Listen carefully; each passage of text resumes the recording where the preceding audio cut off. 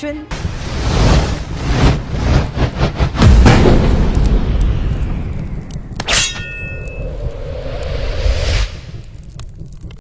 നമ്മുടെ പഴയ നായികമാരൊക്കെ എല്ലാം രംഗത്ത് വന്നിട്ടുണ്ട്. സിനിമ മേഖലയിലൊക്കെ വർഷങ്ങളോളം നിന്നിട്ടുള്ള നായികമാരും ഒക്കെ സ്ത്രീകളെല്ലാവരും വന്നിട്ടുണ്ട് ഈ ഒരു കാസ്റ്റിംഗ് കൗച്ചിനെ ബേസ് ചെയ്തിട്ട്.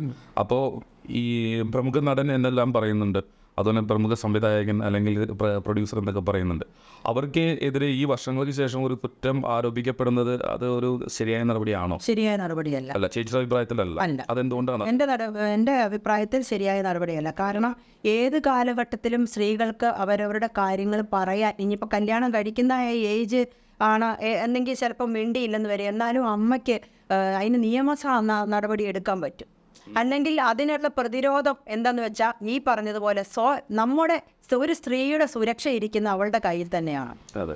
അങ്ങനെ അതെങ്ങനെ ഒരു ഇപ്പോൾ എന്തെങ്കിലും റേപ്പിനൊക്കെ ഇരയായി കഴിഞ്ഞാൽ അതെങ്ങനെ? റേപ്പിനിരയായാലും നമുക്കൊന്നും ചെയ്യാൻ പറ്റത്തില്ല. കാരണം അത് നിർബന്ധമായിട്ട് എന്ന് പറയുന്നത് ഫിസിക്കലി തന്നെ ഒരു ഇപ്പം നമുക്കറിയാലോ ഡൽഹിയിൽ നടന്ന സംഭവങ്ങൾ, അതുപോലെ തന്നെ ഒരുപാട് പീഡന അല്ല അതോ നിർഭയയുടെയും അങ്ങനെയൊക്കെയുള്ള പീഡനങ്ങളുണ്ട്. അത് ഞാൻ ഞാൻ സിനിമ ബേസ്ഡാണ് ഞാൻ ഇപ്പൊ ചോദിച്ചതിന് ഉത്തരവാണ് പറഞ്ഞത്. ഇപ്പോൾ നമുക്ക് ഒരു പ്രത്യേക സാഹചര്യത്തിലേക്ക് ഏത് മൈൻഡ് സെറ്റിലാണ് ഇരിക്കുന്നുള്ള ആളുകളുടെ ഇടയിലേക്ക് ഒരു പെൺകുട്ടി കടന്നു ചെല്ലുമ്പോഴേക്കും അവിടെ ഇരിക്കുന്ന ആളുടെ മൈൻഡ് സെറ്റ് എങ്ങനെയാണെന്നുള്ള കാര്യമൊന്നും പറയാൻ പറ്റില്ല. ചിലപ്പോൾ അവർ മയക്ക് മരുന്ന് ഉപയോഗിച്ചിട്ടിരിക്കുകയാണോ അതൊന്നും പറയാൻ പറ്റില്ല. അതിപ്പോൾ എല്ലാ മേഖലയിലും ഉണ്ട്, സിനിമാ മേഖലയിൽ നിന്ന് മാത്രമല്ല എല്ലാ മേഖലകളിലും ഉണ്ട്. ഇപ്പോൾ മാഷ് ചോദിച്ച് സ്ത്രീകളുടെ കാര്യം ചോദിച്ചല്ലോ. ഈയിടെ ഒരു പയ്യൻ, ആ പയ്യൻ്റെ പേരൊന്നും ഞാൻ പറയുന്നില്ല, ആ പയ്യൻ എൻ്റെ ഒരു വർക്കിൽ ആ പയ്യൻ നായകനായിട്ട് അഭിനയിക്കാനായിട്ട് തീരുമാനിച്ച് വെച്ചിരുന്ന ആണ്. അവൻ അഭിനയിക്കണമെന്ന് പറഞ്ഞൊരു പാവം കുട്ടിയാണ്. ആ കുട്ടി ഒരു ദിവസം എൻ്റെ അടുത്ത് വന്നിട്ട് പറയും, ചേച്ചി ഞാൻ അഭിനയിക്കുന്നില്ല, അത് എന്നെ ഒരു സ്ത്രീ അവരുടെ അപ്പാർട്ട്മെൻറ്റിലേക്ക് വിളിക്കുകയാണ്, ഞാൻ താഴെ ചെന്ന് നിന്നു, അവർക്ക് എന്തോ മീറ്റിംഗ് എന്തിനോ പോകാൻ വേണ്ടി അവരെ ഒന്ന് പിക്ക് ചെയ്യണത്, താഴെ ചെന്ന് നിന്ന് അവർ റൂമിലേക്ക് വിളിച്ചിട്ട് മോശമായിട്ട് എന്നോട് പിന്നെ അങ്ങനെ അവരെന്നിട്ട് അത് എന്തോ ബ്ലാക്ക് മെയിൽ എന്തൊക്കെയോ ചെയ്തിട്ട് ഈ പയ്യൻ നിരാശ ഇതായിട്ട് പുറത്തേക്ക് പോവുകയാണ് ചെയ്തത്. വിദേശത്തേക്ക് പോയി രക്ഷപ്പെട്ടു. അവൻ ഇങ്ങോട്ട് വരാൻ ഭയം. അങ്ങനെയുള്ള കേസുകൾ കൊണ്ട് മാഷെ അതൊന്നും ആരും പറയുന്നില്ല, അതൊന്നും പുറത്തേക്ക് പറയുന്നില്ല. പക്ഷേ ഒരു പെൺകുട്ടിക്കായിരുന്നെങ്കിൽ ആ പെൺകുട്ടി ആയിരുന്നെങ്കിൽ ഉടനെ അത് വിഷയമാക്കിയാനെ. ആ പയ്യൻ ഭയചകിതനായി ഫോൺ ചെയ്ത് എന്നോട് പറഞ്ഞു. അപ്പം ഞാൻ പറഞ്ഞു കുറേ നാൾ അവിടെ നിൽക്കുക, പിന്നെ തന്നെ ഒരാണായ സ്ഥിതിക്ക് നിനക്ക് എന്തുകൊണ്ട് നോ എന്ന് പറഞ്ഞുകൂടാ, നീ ആരെയാണ് ഭയക്കുന്നത്? അങ്ങനെയുള്ള പുരുഷന്മാരും ഉണ്ട്. ആ പയ്യനെ വിവാഹിതനല്ല, അപ്പോൾ വിവാഹം കഴിക്കണം. അപ്പോൾ ആ സ്ത്രീ നിരന്തരമായി ഇങ്ങനെ വിളിച്ചുകൊണ്ടേ ഇരിക്കുകയാണ്, നീ ഇവിടെ വരണം. അവരുടെ ആവശ്യം അവർ പറയുകയാണ് സ്വതന്ത്രമായി. ഈ പയ്യനോട് ഞാനൊരു സോഷ്യൽ ആയതുകൊണ്ട് എൻ്റെ അടുത്തത് പറഞ്ഞത്. അപ്പം ഞാൻ പറയുന്നത് കുറേ കാലം അവിടെ നിന്ന് അവൻ്റെ മൈൻഡ് ഒരു വല്ലാത്ത മൈൻഡിലാണ് അവൻ വിളിച്ചത്. അങ്ങനെ ആ പ്രൊജക്റ്റ് പോലും ഞങ്ങൾക്ക് ചെയ്യാൻ പറ്റിയില്ല. പേടിച്ചിട്ട് ഭയന്നിട്ട് ഞാൻ പോയി. ഇങ്ങനെയുള്ള ഈ ലോകത്ത് പലവിധ കാര്യങ്ങൾ നടക്കുന്നുണ്ട്. അല്ലാതെ ഒരു കാര്യങ്ങളിൽ മാത്രം നമ്മൾ എന്താ പറയുക ഒരു പക്ഷം പിടിക്കുന്നത് ശരിയല്ല. പിന്നെ വേറൊരു കാര്യം എന്താണെന്ന് വെച്ചാൽ ഈ ജൂനിയർ ആർട്ടിസ്റ്റുകൾ എന്ന് പറയുന്ന ആ ഒരു വിഭാഗമുണ്ട്. വളരെയധികം അവർക്ക് ശമ്പളമില്ല, അവർക്കൊന്ന് ഡ്രസ്സ് മാറാനോ അല്ലെങ്കിൽ ഒരു ബാത്റൂമിൽ പോകാനോ അങ്ങനെ പോലും ഉള്ള ഒരു സാഹചര്യങ്ങൾ ഇല്ലാതെ രാത്രിയിലൊക്കെ കൊണ്ടുപോയിട്ട് പിന്നെ എന്താ പറയുക 250 രൂപ പോലും കൊടുക്കാതെ വഴിമധ്യത്തിൽ ഇനി ബാക്കി നടന്നു പൊക്കോളാൻ പറഞ്ഞ് അങ്ങനെയുള്ള സ്ത്രീകളെ എനിക്കറിയാം. പറയുമ്പോൾ എല്ലാം പറയണമല്ലോ. അങ്ങനെ കുറേ ദുരവസ്ഥകൾ. അവർ വെറും നിസ്സാര ശമ്പളത്തിന് വേണ്ടിയാണ് രാപകലില്ലാതെ അധ്വാനിക്കുന്നത്. അങ്ങനെ ചെയ്യുന്ന ഒരു ഇതുണ്ട്. അതായത് അവരെ ഒരു ടോർച്ചർ ചെയ്യുന്ന അല്ലെങ്കിൽ അവരെ അടിമപ്പെടുത്തുന്ന ഒരു അത് വളരെ വേദനയോടെ. സായിപ്പിന്റെ കാലം മുതൽ തന്നെ കീഴ്വഴക്കമാണല്ലോ സിനിമാ മേഖലയിൽ ജൂനിയർ ആർട്ടിസ്റ്റ് എന്ന് പറഞ്ഞിട്ടുള്ള ഒരു പേര് ലൈറ്റ് ബോയ് എന്നുള്ളൊരു പേര് വന്നതും. അതൊക്കെ അവർ ബോയ്സ് ഒന്നും അല്ലല്ലോ അവർ ചെയ്യുന്നത്. പിന്നെ ജൂനിയർ ആർട്ടിസ്റ്റ് എന്ന് പറഞ്ഞാൽ ഒരു വിഭാഗം ഇല്ലല്ലോ. ആർട്ടിസ്റ്റ് എന്ന് പറഞ്ഞാൽ ആർട്ടിസ്റ്റ് തന്നെയാണല്ലോ. ഇതെന്താണെന്നറിയോ, ഇതെല്ലാം എവിടെയാണ് തെറ്റുന്നത് വെച്ചാൽ നമ്മുടെ നിയമവ്യവസ്ഥിതി മാറണമെന്നാണ് പറയുന്നത്.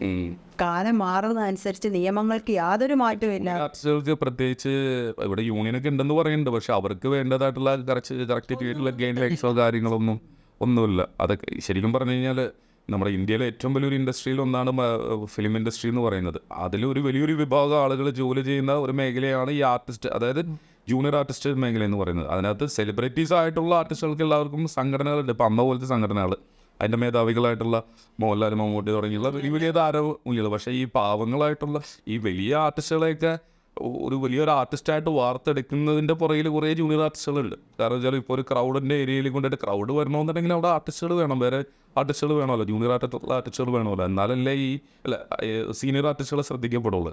ഐ മീൻ ഇപ്പോൾ ഇതുപോലെ ജൂനിയർ ആർട്ടിസ്റ്റ് എന്ന് പറയുമ്പോൾ അവർ വലിയ താരമൂല്യമുള്ള ആളുകൾ നമുക്ക് സീനിയർ ആർട്ടിസ്റ്റ് ഒന്നും പറയാമല്ലോ. അപ്പോൾ അവരെയൊക്കെ ശ്രദ്ധിക്കപ്പെടണമെന്നുണ്ടെങ്കിൽ ഒരു ക്രൗഡ് എന്ന് പറയുമ്പോൾ അവിടെ കുറേ ജൂനിയർ ആർട്ടിസ്റ്റുകളോ അവർക്ക് വേണ്ടുന്ന രീതിയിലുള്ള ഒരു ഗൈഡ് ലൈൻസോ കാര്യങ്ങളൊന്നുമില്ല.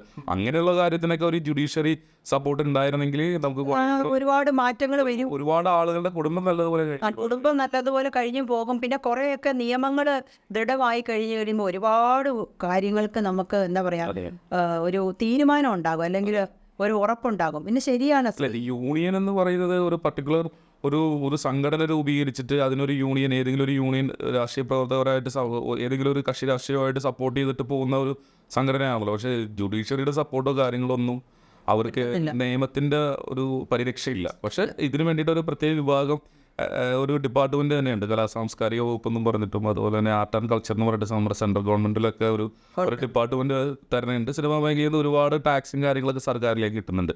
പക്ഷേ ഈ വിഭാഗം ആളുകൾ, അതായത് ഒരു പർട്ടിക്കുലർ വിഭാഗം ആളുകളാണ്, പക്ഷേ ഏറ്റവും കൂടുതൽ ഹ്യൂജ് കമ്മ്യൂണിറ്റി ഉള്ള ഒരു വിഭാഗം ആളുകൾ കൂടിയാണ് ഈ ജൂനിയർ ആർട്ടിസ്റ്റുകൾ എന്ന് പറയുന്നത്. ഈ അമ്മ പോലെയുള്ള സംഘടന അല്ലെങ്കിൽ വേറെ ഏതാ ഒരു സംഘടന അങ്ങനെയുള്ള അമ്മയാണ് ഇപ്പം ആർട്ടിസ്റ്റുകളുടെ സംഘടന. ലക്ഷങ്ങൾ കൊടുത്തിട്ട് അതിൽ മെമ്പർഷിപ്പ് എടുക്കാൻ പിന്നെ സെലിബ്രിറ്റികൾക്കും അങ്ങനെയുള്ളവർക്കേ പറ്റത്തുള്ളൂ.